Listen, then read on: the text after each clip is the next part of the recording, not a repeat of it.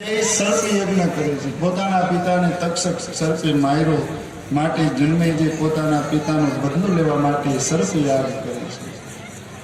જન્મે જયા સ્વપિતરમ શ્રુત્વા તક્ષક વીક્ષિતમ યથા જુહાવ સંક્રુદ્ધો નાગાસંત્રે સહ.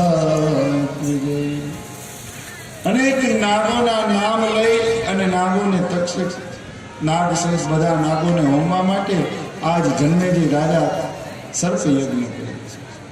પોતાના પિતાનો બદલો લેવા માટે આવા સમયે આસ્તિક ઋષિ ત્યાં આવી અને સમજાવે છે, ભાઈ કોઈ કોઈનો મોત મારી નથી શકતું, કોઈ માત્ર નિમિત્ત બની છે. સમજાય અને યજ્ઞ બંધ કરે અને યજ્ઞની પૂર્ણાહુતિ કરે. ત્યાર પછી આગળ જતા કળિયુગનું વર્ણન, અને કળિયુગનું વર્ણન તો એટલું બધું છે. કળિયુગનું વર્ણન સાંભળ્યું ને તો બીજા 5 દિવસ, અને આપણે જે જોયું છે ને કળિયુગ જ છે. ટૂંકમાં સાર કહો તો કળિયુગમાં નદીઓ માજા મૂકશે. નદીઓ પોતાના કિનારા છોડી અને ગામમાં પ્રવેશ કરશે. સમુદ્ર સુકાશે, પર્વતો ખળભળશે, ધરા ધ્રુજશે. મનુષ્યની હાઈટ ઓછી કરી, ઊંચા દરેક મનુષ્યની ઊંચા. તમે દક્ષિણ ભારત જાઓ ને, દક્ષિણ ભારત ખરો ને, તમે જો યાત્રા કરી હોય ને તો નિરીક્ષણ કરવું. હું એટલે જ કહું છું, ક્યાંય પણ જાઓ ને એટલે ખાલી માથું નમાઈને ન નીકળી જાય. દક્ષિણ ભારત તમે કોઈ જાઓ યાત્રા કરવા, એટલે ત્યાંના મંદિરોના દ્વાર 17 ફૂટના છે. કેટલા? 17 ફૂટના. તમે જાઓ રામેશ્વર ગયા હશો, કોઈમ્બતુરમ ગયા હશો, પોંડિચેરી, આદિ બધા જે કાંઈ પણ મંદિરો છે દક્ષિણ ભારત, તે મંદિરોના દ્વારની હાઈટ 17 ફૂટ. શું કામ છે ખબર છે? કે ત્યારે અગાઉ આપણા દરેક મનુષ્યોની હાઈટ 12 ફૂટ, 15 ફૂટ ને 16 ફૂટ ને આવી હાઈટો વાળા આપણા બધા મનુષ્ય ઊંચાઈ વાળા. એટલે કળિયુગનું વર્ણન છે.